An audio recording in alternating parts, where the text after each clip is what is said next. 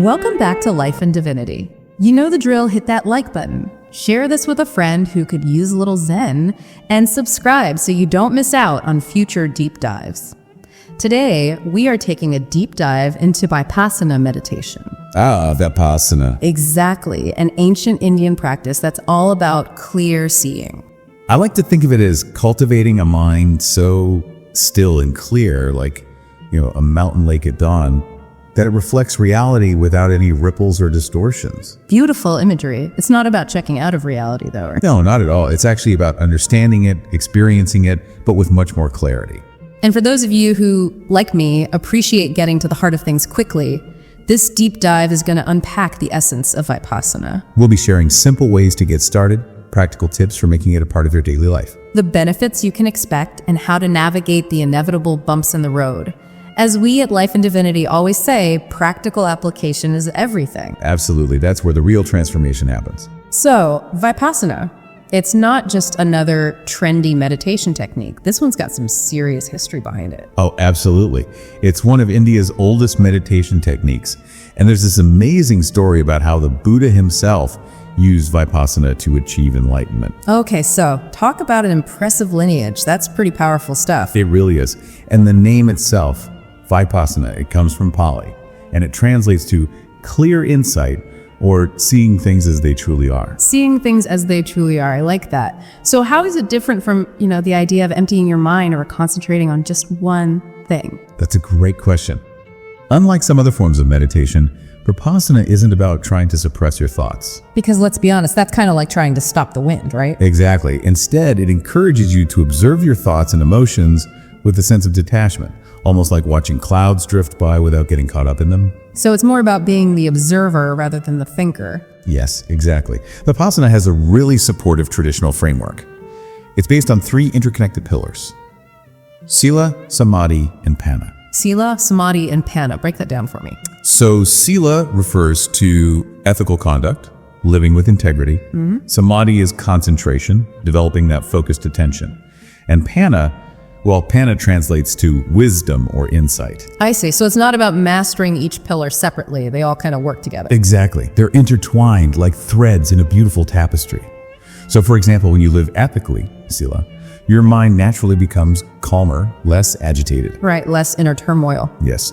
And that calmness allows for better concentration, Samadhi, which in turn makes it easier to observe your experiences without bias, leading to wisdom. Panna. That all makes sense.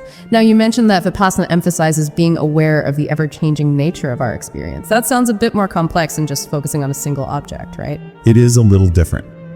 While some techniques might involve visualizing or concentrating on a mantra, for example, Vipassana encourages you to be aware of everything. Your breath, bodily sensations, thoughts, emotions, the whole shebang. So everything is fair game. That's pretty all-encompassing. But what's the end game here? What are the benefits of all this mindful observation? Well, practically speaking, it helps quiet that constant mental chatter, that internal dialogue that can sometimes feel overwhelming. Yeah, I think we all know that feeling. Right. It also brings you firmly into the present moment, helps you accept your thoughts and emotions without judgment. It makes you more aware of your physical sensations. This can all lead to less worrying about the past and less anxiety about the future. Sounds peaceful. Ultimately, the goal is inner harmony, a deeper sense of well-being, and a real experiential understanding of the nature of reality. Okay, so someone listening is now thinking, this sounds amazing, but how do I even begin? It's surprisingly simple to get started. As we often emphasize at Life and Divinity, creating a supportive environment is key. So finding a quiet space. Exactly. It doesn't have to be a dedicated meditation room or anything fancy, just a quiet corner of your home, a spot in nature, anywhere you can minimize distractions. All right, so my kitchen table with all the hustle and bustle might not be the ideal spot. What about the physical posture? Do I need to be able to twist myself into a pretzel? Not at all.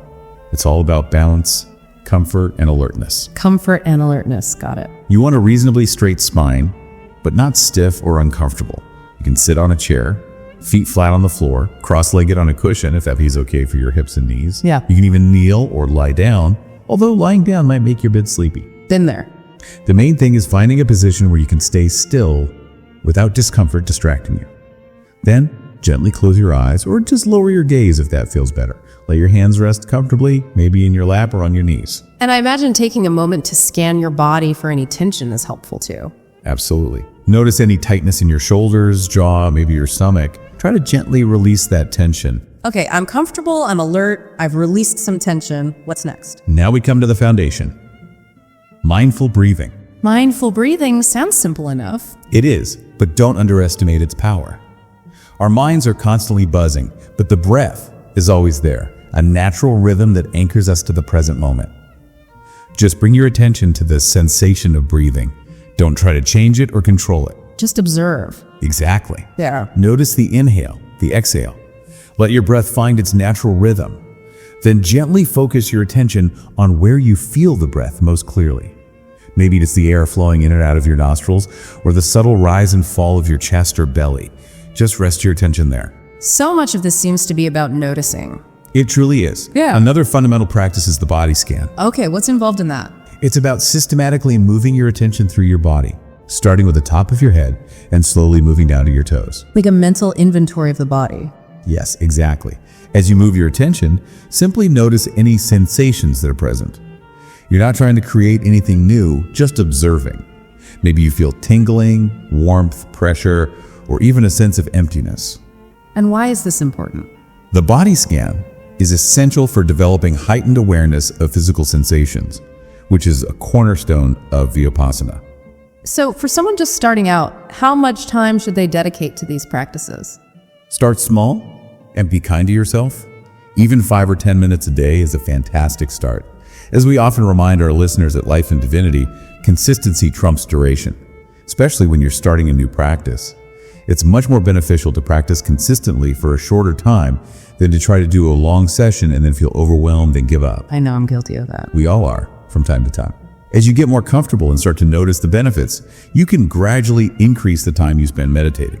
Try to make it a regular part of your day, whether it's first thing in the morning, during your lunch break, or before bed. So weaving it into the fabric of daily life. Yep. So how do you go beyond the formal sitting practice and really integrate Vipassana into your daily life? Because let's be real, most of us can't spend our entire day in quiet contemplation. You're absolutely right. The beauty of Vipassana is that it can be woven into the most ordinary activities. One really simple way is through mindful walking. So instead of just, walking from point A to point B on autopilot, I should be paying attention to what? Pay attention to the sensations in your feet as you walk. Feel the lifting, the moving forward, the placing down of each foot, the shifting of your weight. Really tuning into something I usually do without even thinking about it. Exactly. You can practice this anywhere you walk, whether it's a quick trip to the grocery store or a leisurely stroll in the park. Another powerful practice is mindful eating. Think about how often we eat while distracted, scrolling through our phones, watching TV, barely even tasting our food. Oh, the irony of scrolling through food pictures while mindlessly eating. Right. Mindful eating involves bringing full awareness to the experience. Notice the colors, the smells, the textures of your food. Pay attention to the sensations of chewing, the different flavors as they unfold, and the feeling of fullness as you eat. It can actually make you enjoy your food more, and it helps you become more attuned to your body's natural hunger and fullness signals. I know when I started practicing mindful eating, it was really eye-opening to realize how much I used to eat without even really tasting it. I think a lot of us can relate to that. I know I've definitely been guilty of inhaling my lunch in front of the computer. We've all been there. And it's not just eating and walking. You can bring this mindful awareness to all sorts of daily activities. Like what? Well, even something as simple as washing dishes, responding to emails, or sitting in a meeting. So really, any task, big or small. Exactly. The key is to bring your full attention to what you're doing, noticing the physical sensations, the thoughts that pop up, the emotions you're experiencing. And when you notice your mind wandering, which it inevitably will, just gently bring it back to the present moment. Just like you'd guide your attention back to your breath during meditation. Right. No judgment, just gentle redirection. Exactly. Self-compassion is so important. This kind of mindful awareness can also be incredibly valuable in dealing with stress. Oh, I can see that. Instead of just automatically reacting to a stressful situation, try to pause for a moment. In that pause, notice the physical sensations of stress in your body. Maybe your chest feels tight, your stomach is in knots, your breathing is faster.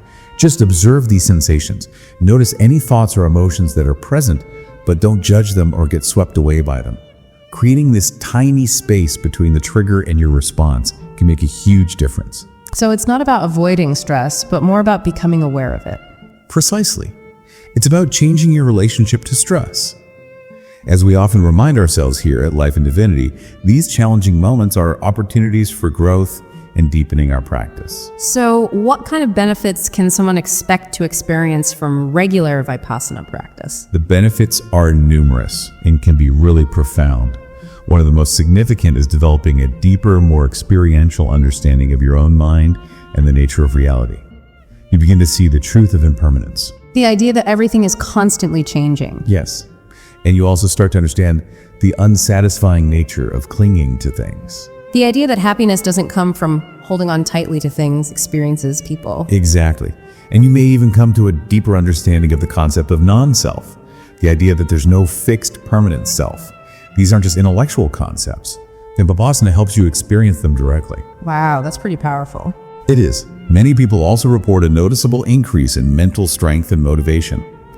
Vipassana cultivates qualities like perseverance, patience, and contentment. It's even said to enhance your ability to work diligently without feeling drained, and to foster a greater willingness to act for the benefit of others. So greater focus, more energy, and more compassion. I like it. On a more cognitive level, people find that their memory and recollection improve, and they often feel a renewed sense of curiosity and a thirst for knowledge. So it could actually enhance your learning abilities. It certainly can. It sharpens your attention and focus, and it can even improve your communication skills. When you become more aware of your own inner landscape, your thoughts, emotions, and intentions, you're able to articulate them more clearly and listen more deeply to others. It can even strengthen your ethical conduct because you become more mindful of your actions and their impact. And what about those benefits we typically associate with meditation, like reduced stress and improved emotional regulation? Vipassana definitely delivers on those fronts. When you learn to observe your thoughts and emotions without judgment, without identifying with them so strongly, you naturally become more emotionally stable and resilient. You don't react as strongly to life's ups and downs. And the calmer, more focused mind you develop through consistent practice leads to a noticeable reduction in stress. It's amazing how quickly you can start to feel the benefits. Even beginners often report subtle but meaningful shifts in their well-being within just a few weeks of regular practice. Okay, so far, Vipassana sounds like a magic bullet, but let's be honest, starting any new practice comes with challenges. What are some of the common obstacles people might encounter, and how can they overcome them? You're right. It's important to be realistic. Physical discomfort is a common hurdle, especially at the beginning when you're not used to sitting still for extended periods. The key is to find a comfortable and supportive posture. As we discussed, starting on a chair can be a good option. Remember, the goal is to cultivate awareness, not to endure pain. Right, no need to suffer for it. Exactly. Another common challenge is mental restlessness and distractions. Your mind will wander, and that's completely normal. Don't get discouraged or judge yourself. Simply acknowledge the distraction and gently guide your attention back to your chosen anchor, whether it's your breath, bodily sensations, or sounds. Each time you redirect your attention, you're actually strengthening your mindfulness muscle. It's all about training your attention. Precisely. And then there's the challenge of finding time to practice amidst a busy schedule. Starting small, even with just a few minutes each day, and establishing a consistent routine can make all the difference. It's much more effective than sporadic, longer sessions. It's all about creating that habit. Yes, it is. And sometimes, difficult emotions might surface during meditation. This can feel challenging, but the approach is the same. Meet those emotions with mindful awareness. Notice the physical sensations that accompany them. Observe their changing nature and be aware of any associated thoughts, but don't get carried away by the story or the intensity. If an emotion feels too overwhelming, you can always gently shift your focus back to something more neutral, like your breath, until the intensity subsides. So just ride the wave, so to speak. Exactly. And sometimes staying motivated and maintaining consistency could be tough. Especially when life gets busy. Absolutely. Having a support system can be invaluable. Find a meditation buddy to share experiences with. Consider joining a local meditation group for that sense of community and support. There are also some fantastic guided meditation apps that can provide structure and encouragement. And while it's certainly possible to start your Vipassana journey on your own, a qualified teacher can offer personalized guidance and help you navigate any challenges that arise. So having a teacher can really enhance the practice. Now, you mentioned advanced Vipassana techniques. What does that entail? Well, advanced practices are essentially an extension of the basic mindfulness techniques we've been discussing. They typically involve gradually increasing the duration of your meditation sessions, sometimes even leading to extended periods of dedicated practice. Silent retreats are another way to deepen your practice. These are usually multi-day or even multi-week immersive experiences. As your awareness refines, you might also begin to notice more subtle bodily sensations. And a key element of advanced practice is developing equanimity, that calm, balanced awareness that allows you to experience all sensations, whether pleasant, unpleasant, or neutral, without clinging or aversion. So it's about cultivating that inner stillness. Exactly. Some practitioners also explore self-directed retreats at home for more focused practice. But remember, these advanced stages naturally unfold with consistent, dedicated practice. There's no rush. The real transformation happens through diligently cultivating the basics. So don't get ahead of yourself. Focus on the fundamentals. Now, what about sharing the benefits of Vipassana with others? How can someone who's experienced the positive effects of this practice introduce it to their loved ones? The most powerful way to share Vipassana is by embodying its fruits in your own life. When people see a positive change in you, in the way you handle challenges, in your overall demeanor, they naturally become curious. You can then offer simple mindfulness exercises, maybe guide them through a short breathing meditation or body scan. Keep it simple and accessible. Don't overwhelm them with too much information. It can also be helpful to create a small community of practice, maybe with friends or family who are interested, but always be respectful of their individual paths. Right? Some people might not resonate with this particular practice. Exactly. Offer it as a tool, not a mandate. And perhaps most importantly, continue deepening your own practice. Sharing from your own experience is always the most genuine and impactful way to convey its benefits. Lead by example. Lead by example. That's a great takeaway. So we've covered a lot today. Vipassana sounds like a practice with incredible depth and potential, yet the starting point is surprisingly straightforward. It seems like a powerful way to quiet the mind and experience reality with more clarity and awareness. It really is. It has the potential to completely transform the way you see yourself and the world around you. It cultivates greater awareness, compassion, and wisdom in everyday life. It's a personal journey, but one that connects us to something universal. And as we've discussed, even just a few minutes of mindful breathing each day can be the beginning of a profound shift. That's a beautiful thought. Thank you so much for sharing your insights on Vipassana. And to all of you listening, thank you for joining us on this deep dive. Don't forget to subscribe to Life in Divinity for more inspiration and guidance on enriching your life. We'd love to hear your thoughts and experiences, so please share them in the comments below. Vipassana is all about seeing what's already here with greater clarity, and in that simple act of seeing clearly lies the potential for true freedom and lasting peace. Don't forget to subscribe to Life in Divinity.